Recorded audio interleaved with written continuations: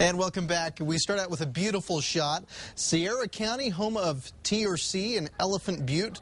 Pat Basham sending this in. He sends us several beautiful pictures. We'd love to see your pictures. Pics at krqe.com. Kind of I guess, a little change from the desert that we generally see down south. 52 degrees currently at the Sunport. The winds are out of the south and southeast around 8 miles per hour. Elsewhere, we're in the 40s and 50s to the north, some 50s, even some 60s down to the south, and it's been a little bit milder out towards the east. There's a reason for that.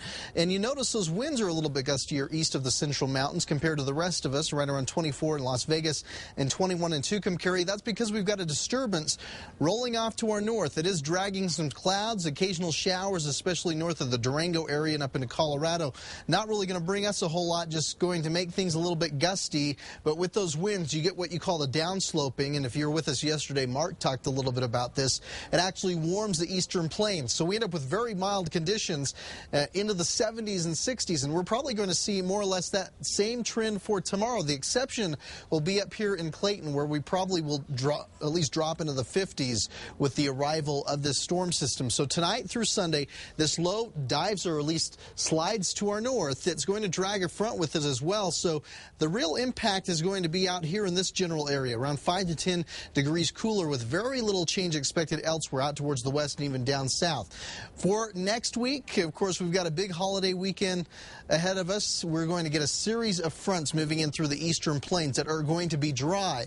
Matter of fact, we're going to establish this very large ridge of high pressure over the west, while the east will see area of low pressure. That's where we're going to see the bulk of the moisture, the storms, the snow showers, and the rain showers. So if your travel plans taking the Midwest and even off towards the East Coast, that is where you're going to run into some problems. For us, it's more or less going to be a battle of cooler air and the occasional temperature drop out towards the east. For tonight, with the clear skies, we will be dropping into the teens and 20s, but we have seen colder in recent memory. Up north, though, we'll see some 40s in the northeast, some 60s around Tucumcari, a little bit cooler up around Raton and Clayton.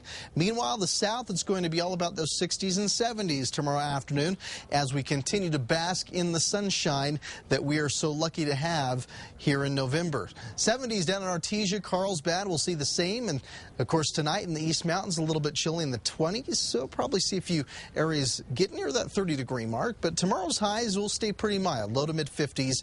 And for the metro area, plan on plenty of sunshine, anywhere from Santa Fe down to Belen, and that will translate into low to mid-50s to even low 60s around Belen and Los Lunas. So checking out the forecast, a very important week ahead for us. A lot of people going to be out on those roadways, and I don't think there's going to be any problems here in New Mexico. Santa Fe will keep those highs in the low 50s, and then by Thanksgiving, we'll keep it kind of the same, nearing 60 degrees at times with overnight lows into the 20s. But needless to say, looks like it's going to be pretty dry. Good.